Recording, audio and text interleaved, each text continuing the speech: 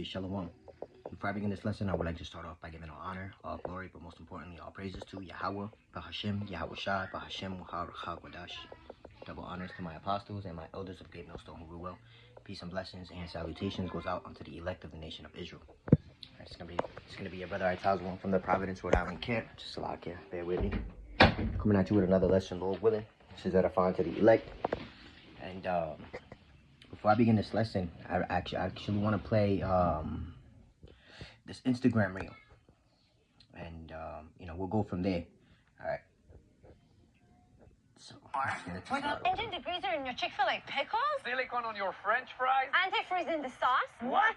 This Chick-fil-A meal has polysorbate 80 in the pickle. Dimethyl polysoloxane in the French fry? Propylene glycoalginate in the sauce? I bet I won't find these ingredients in your pantry. They're meant to extend the shelf life, cheapen the prices, and get you addicted. The crazy thing is this meal has 82 highly processed garbage ingredients. 16 of them are petroleum derived or synthesized. Now look, all of these are generally recognized as safe at small amounts, but how do you think our bodies break down these lab-made synthetic abominations? If you want to do the dose makes the poison, by all means, but we're going to skip this trash.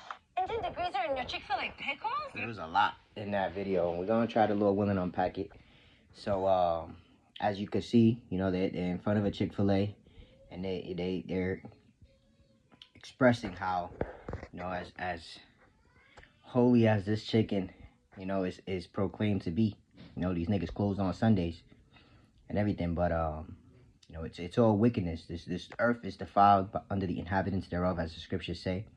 And even when it comes down to the food, right, the air we breathe, everything has been poisoned, right? And really what they're doing in this video is showing you, right, a physical representation, right? They're putting silicone on the fries. What else are they doing? In your Chick-fil-A Engine degreaser on the Chick-fil-A pickles.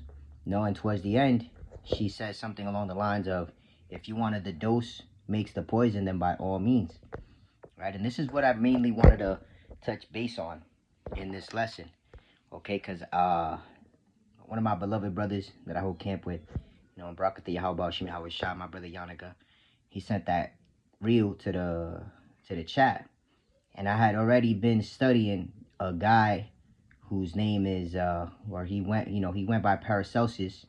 A little willing I get a little bit information on this dude, but it was because of this guy that phrase was created. All right, he said the dose creates the poison. All right, so this guy, a matter of fact, let's go into that phrase, so to say, because it's gonna bring us back to Paracelsus, and it's also gonna bring us into the field of study, which is now known as toxicology. Right, he is known as the father of toxicology, and this is literally being used to kill us or keep us in a lower state by filling our bodies up with poison and shortening our lifespans, calcifying our pineal glands, all manner of things, are the wicked has done all manner of things just to keep us from being a people, right? This is all a part of the crafty council, and this is the reason also why, even though you can go around different parts of outside of America, outside of Babylon, and some of the food that they serve here or that you can buy in at the grocery store, they don't have it in these other places. You could believe that, or you don't have to believe. You could do your research. They put this poison in other things, right? They put it in other foods, right? They still putting poison in the air. They poison the water, and this is all based off of a study named toxicology, in which, like they said in that video, all of these poisons in small doses they're not looked at as harmful. All right, but Lord willing, we're gonna bring some edification in regards to that. So I have this Wikipedia search on this phrase, the dose makes the poison, right, which in the Latin is the dosis sola facit venenum, right? It says only the dose makes the poison. It says that it's an adage intended to indicate a basic principle of toxicology. It is credited to Paracelsus, who expressed the classic toxicology maxim, all things are poison, and nothing is without poison. The dosage alone makes it so that a thing is not a poison. Again, like they said in the video, in small enough doses, you're not going to have the adverse effects that you would if you were just straight up eat silicone, if you were just straight up to drink engine degreaser. Okay, and these are just certain things. These are just very, very little. Some of the things that they touched on that video. But again, they put chlorine in the water, fluoride in the water. This world is completely polluted. All right, and then again, this field of study was literally used to destroy us, and is currently being used to destroy us. All right, I'll read a little bit more here on Wikipedia. It says, this is often condensed to the dose makes the poison, or in Latin, sola dosis facit venenum. It means that a substance can produce the harmful effects associated with its toxic properties only if it reaches a susceptible biological system within the body in a high enough concentration. It says the principle relies on finding that all chemicals, even water and oxygen, can be toxic too if too much is eaten, drunk, or absorbed. The toxicity of any particular chemical depends on many factors, including the extent to which it enters the individual's body. The finding also provides the basis for public health standards, which specify maximum acceptable concentrations of various contaminants in food, public drinking water, and the environment. All right, so water, the environment, right, the food, all of it is contaminated in one way, shape, or form. And they've used this field of toxicology, right, which now I want to Wikipedia search that. They've used this field of toxicology, which again was put on the forefront by, or I should say that one of their more renowned guys, right, is this Paracelsus dude who, we're going to go into him as well. So this is toxicology on Wikipedia. It says toxicology is a scientific discipline overlapping with biology, chemistry, pharmacology, and medicine that involves the study of the adverse effects of chemical substances on living organisms. And understand this, in order for them to find out just how much degreaser they can put in the pickles and how much silicone they can put in the fries, they had to have tested these things, whether it be on animals or humans, right? We know these niggas is using humans to test this shit out because, again, he has to know how much of the dose to put in it so that, again, these things kill you slowly but effectively. All right, and this is why we need Yahweh Shah, because, again, this place is polluted, it's defiled, and ultimately, if the Heavenly Father doesn't have mercy on us, you know what I'm saying? We continue down a path in which, we don't consider these things. Right? We don't exercise, we don't have a diet, we don't fast. All right, because going without eating this poison is good. It gives your body a state to go back into a homeostasis state. All right, into a balanced state. But I'll read on. It says, and the practice, Salakia, and adverse effects of chemical substances on living organisms, and the practice of diagnosing and treating exposures to toxins and toxicants. The relationship between dose and its effect on the exposed organism is of high significance in toxicology. Factors that influence chemical toxicity include the dosage, duration of exposure, whether it is acute or chronic, route of exposure, species, age, sex, environment. All right, and they've boiled it down to the point where they know what to put inside the food and in certain areas, to get you Jakes, man, to get you Israelites. There's a reason why you drive to Coventry, you drive to East Greenwich, right, which are places where, they're predominantly inhabited by Edomites where I live. It's hard as hell to find a McDonald's, Burger King. You got to drive 30 minutes, 45 minutes damn near to find poison. And they do that for a reason because, again, they're not going to put this shit around them. They're going to try to consume this stuff as little as possible.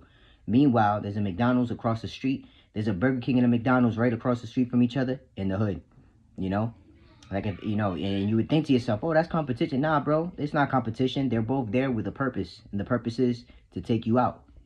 All right, I'll read on over here. It says, route of exposure, species, age, sex, environment. Toxicologists are experts on poisons and poisoning. There is a movement of evidence-based toxicology as part of a larger movement towards evidence-based practices. Toxicology is currently contributing to the field of cancer research, since some toxins can be used as drugs for killing tumors. One prime example of this is ribosome inactive proteins tested in treatment of leukemia. All right, so showing you, man, these niggas is on a consistent, on consistent basis looking for ways to destroy you. You know, and by you I mean you Israelites, you so-called blacks, Latinos, and Native Americans, man. Because again, this man, he thinks he's God. He thinks he's the Heavenly Father. He thinks he's Yahweh Bashim Yahweh Shai. So, you know, he thinks that, you know, because has been given the power to kill, that he just willy-nilly kill whoever, however. But that is not the case. The Heavenly Father is going to put a stop to this man. And it's starting off by, you know, this man being consumed by the spirit of the Lord's mouth. By his prophets calling him out and pointing these things out. Because again, the spirit of the Lord is upon all flesh, as it is written. Right? And I'm quoting a lot of scriptures, but let's grab some, right? Let me grab that too. All right. And bear with me. So I have this research down, and I have some scriptures down, but I didn't have some of the ones that are coming to mind right now. But bear with me. Let me see. Yep. This is Joel 2. And I'll start at verse 28. It says, "And it shall come to pass afterwards that I will pour out my spirit upon all flesh, and your sons and daughters shall prophesy, and your old men shall dream dreams, and your young men shall see visions. And also upon the servants and upon the handmaids in those days will I pour out my spirit." And it's through the spirit of Yahweh Bashim Yahweh Shai that the exposition, right? That inquisition is being made on the wicked. This nigga is putting poison in the food, putting poison in the air. And hey, it's not just us telling you that he's doing that. Showing you that, again, this is all happening through the spirit and power of Yahweh Bashim Yahweh Shai. Because if it was up to this devil, you know, these things would still be under the rug. You know, but through the spirit, we're lifting up that rug, right? And we're doing a house cleaning, right? And that house cleaning consists of putting the trash aside, right? Until ultimately the trash gets disposed of.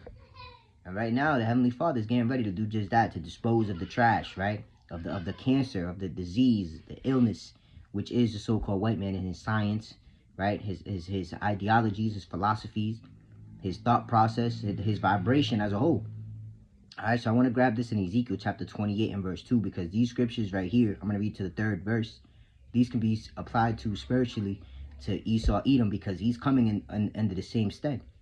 All right, Ezekiel 28 and 2, it says, "Son of man, say unto the prince of Tyrus, thus saith the Lord Yahweh, because thine heart is lifted up, and thou hast said, I am a God."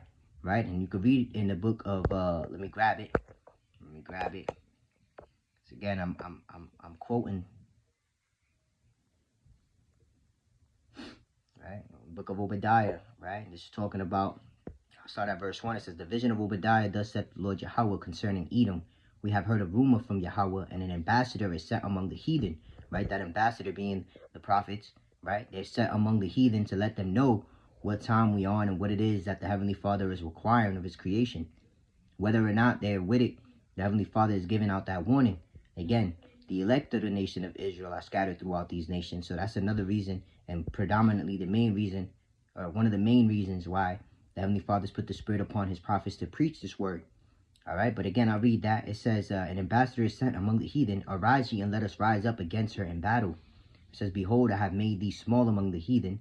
Thou art greatly despised." And we're seeing that hatred being brewed up by the way that China is retaliating towards America with the tariffs that they're placing on America. Now, we understand that at the end of it, right, or before the end of it, right, because the scriptures say, "Better is the end of a thing than the beginning of it that followeth." And we know that the complete and total end of Edom's kingdom is going to come with the, you know, deliverance of the elect and the establishment of the kingdom to come here on earth.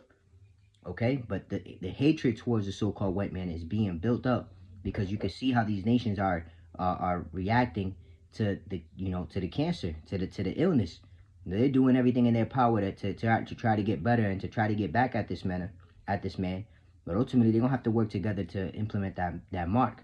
It's only after that mark is made mandatory throughout the four corners of the earth, and they trying to get everybody.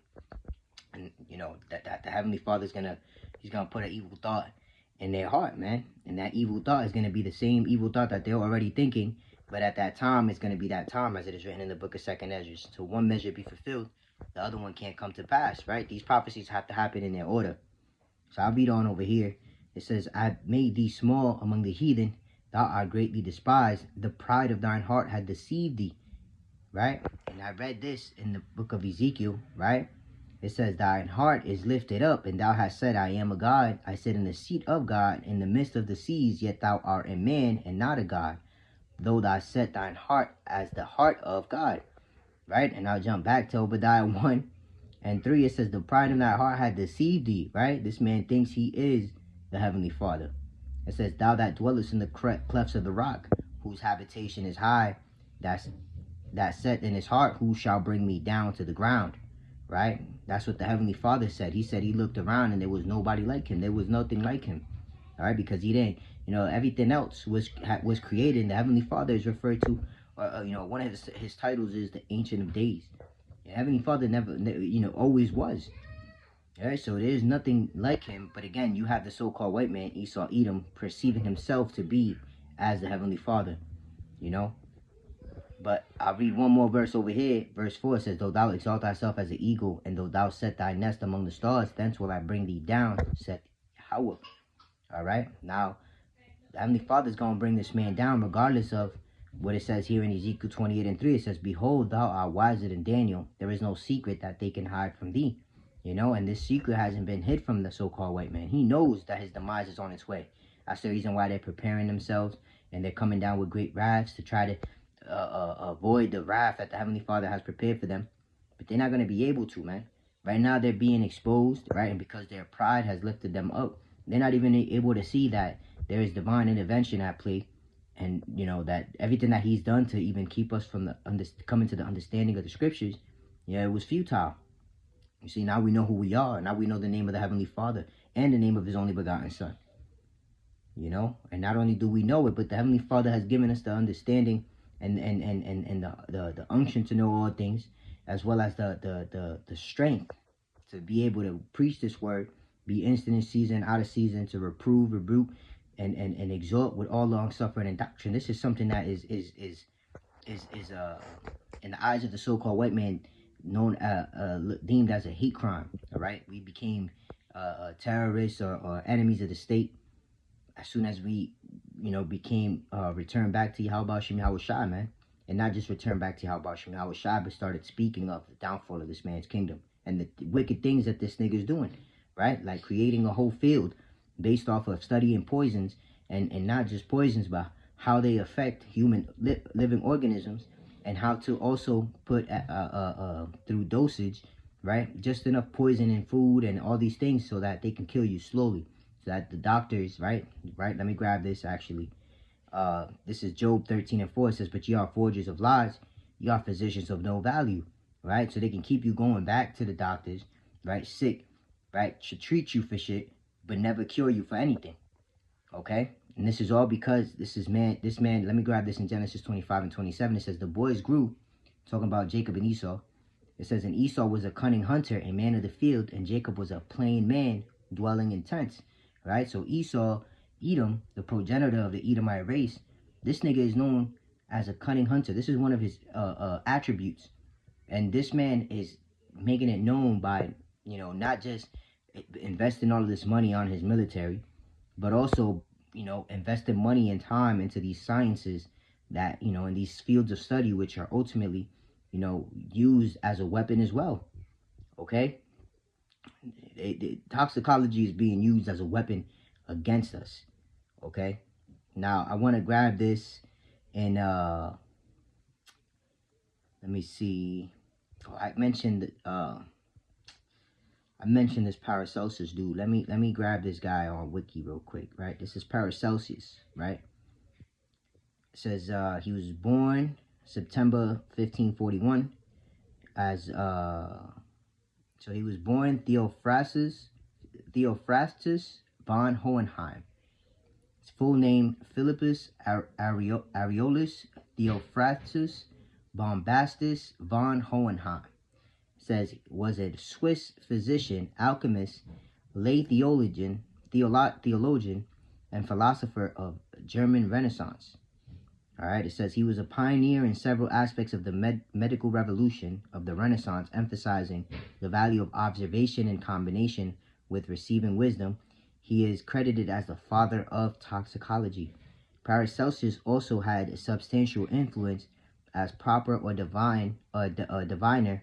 his prognostications being studied by Rosicrucians in the 17th century. Paracelsianism is the early modern movement inspired by the study of his work.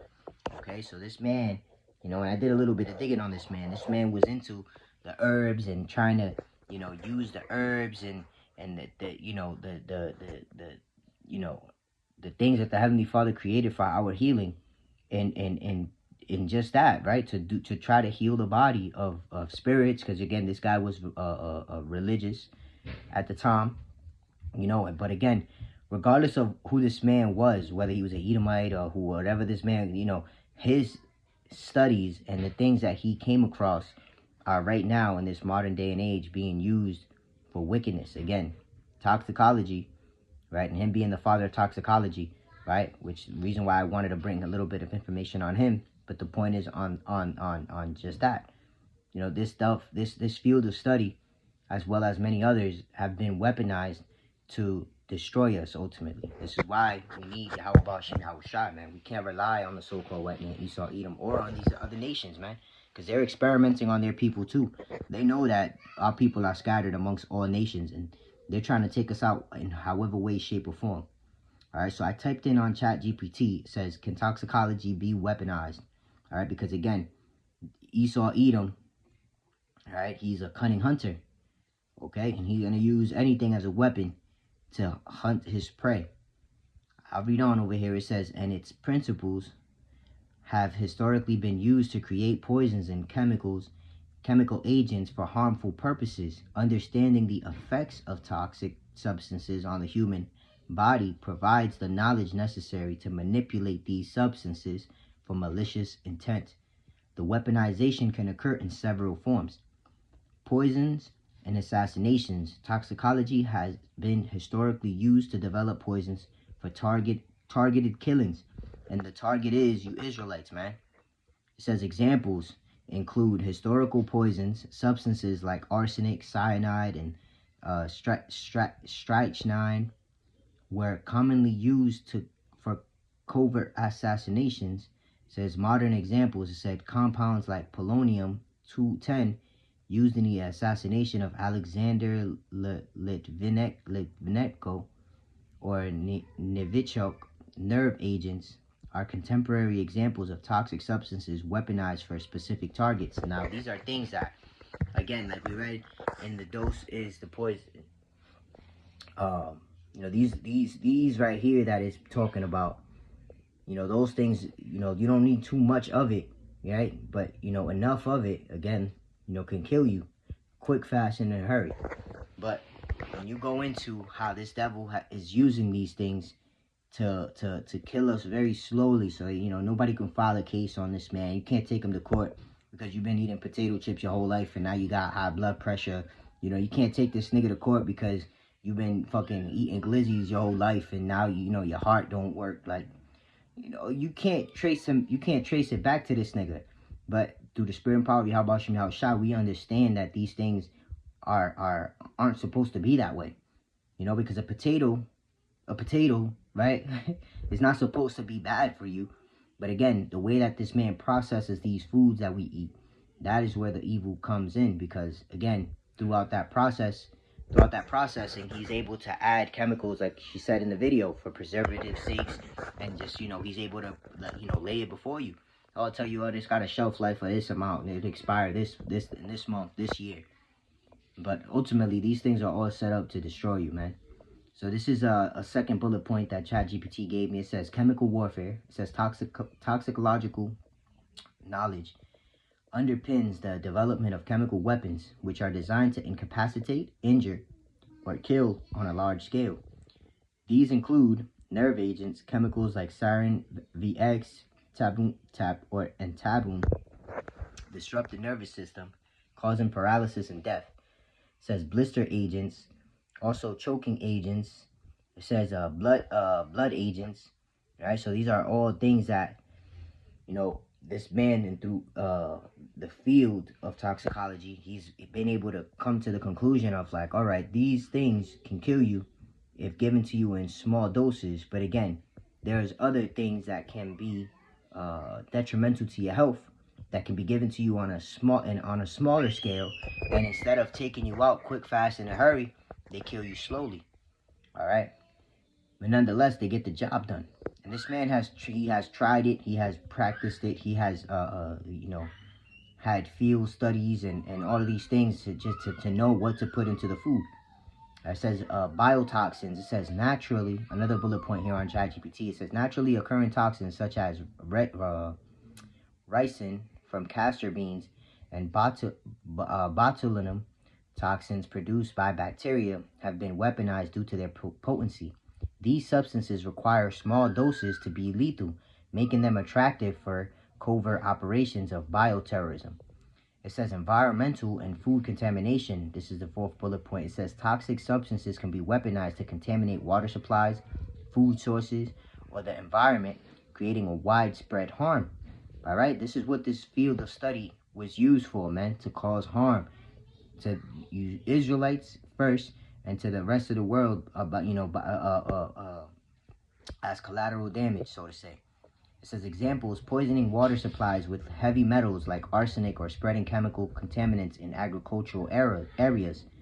All right, that's the reason why you can't just grow a garden in your backyard, because they're spraying the air with chemicals, and ultimately the seeds that you get, they've been examined and processed to the point where you need to add certain chemicals into the soil in order for those things to grow, the seeds to root themselves, and for you to yield fruit. All right, so this is the fifth bullet point over here. It says non-lethal weaponization. It says toxicology can also be weaponized to create non-lethal agents designed to incapacitate rather than kill. And this is how this man has been able to have Jake in a retarded state, so to say, right? Eating chitlins and all manner of folly, because again, the food that we're eating is literally killing us, right? The air that we breathe is literally killing us. All right, it says So it says to incapacitate rather than kill, such as tear gas used for crowd control, psychoactive agents that impair cognitive and physical functions, right? And that right there makes me think of weed, man. They say nowadays, old heads will say, the weed from nowadays, the weed from back in the day was better. I don't know how these kids nowadays, the weed from nowadays is literally crack, man. Literally crack. Wait till Jacob's trouble and these niggas can't get their fixing, and people gonna see whether or not they're addicted.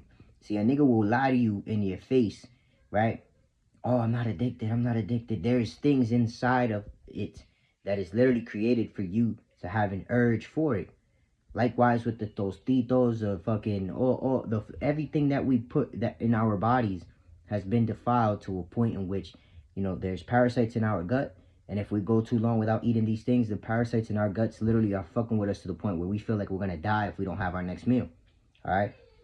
So this is why fasting is imperative, because going into the times that we're going into with Jacob's trouble, we're gonna need to be able to go sometime without eating or without drinking water, because again, these things are not just going to be hard to come by, but again, after not having these things for a while, your body starts to regulate itself to the point where once you introduce these things back into your body, it's like you're hooked again.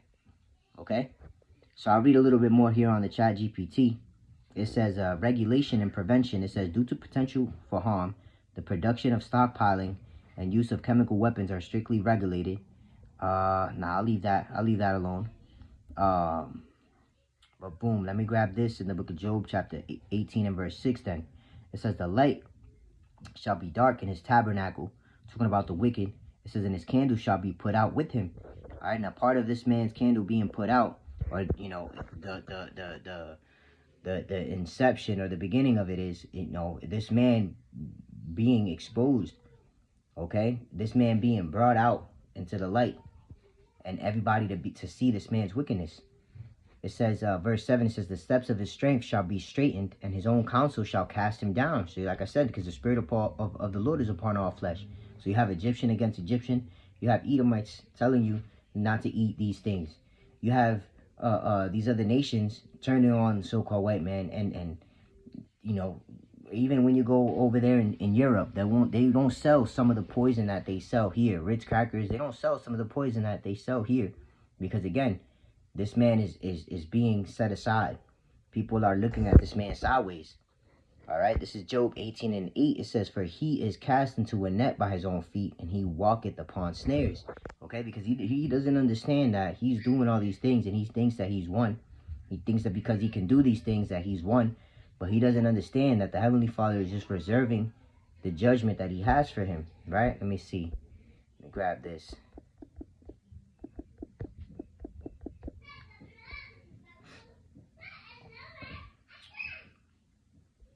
This is Proverbs 16, and I'll start at verse 4. It says, and Yahweh had made all things for himself, yea, even the wicked for the day of evil.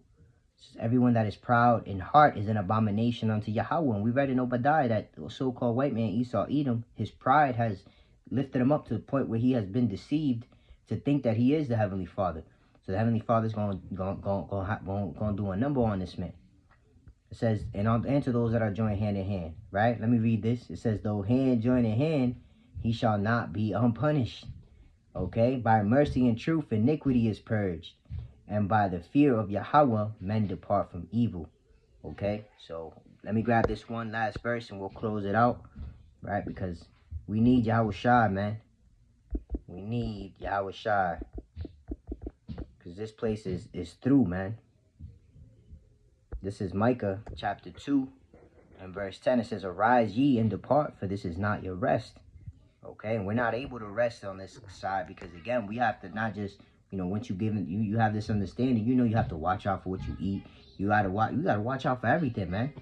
Obviously, with the fear of the Lord in mind, right? Not with the fear of man and with the things that they could do. But at the same time, we understand that this is not our rest because it says what? It says, because it is polluted, it shall destroy you, even with the sword destruction. So we have to spiritually depart from this place and understand and be wise that the things in this place, and the things in this world are ultimately a setup, and we need Yahweh Shai to come back. I said that multiple times throughout this lesson, and we're going to continue to say it because, again, we crying to the Lord so that he returns, has mercy on us, but ultimately destroys the wicked. All right, so Lord willing, this lesson is edifying. I'm not going to make it longer than it already is. In closing, I want to give all honor, all glory, and all praises to Yahweh, Bahashim, Yahweh Shai, Bahashim, Wahar Chakwadash. Double honors to my apostles and my elders of Great Millstone who rule well, and peace and blessings and salutations goes out unto the elect of the nation of Israel. Until the next one, I say Shalom, Kwam Yasharala, and Abba Babal. Shalom.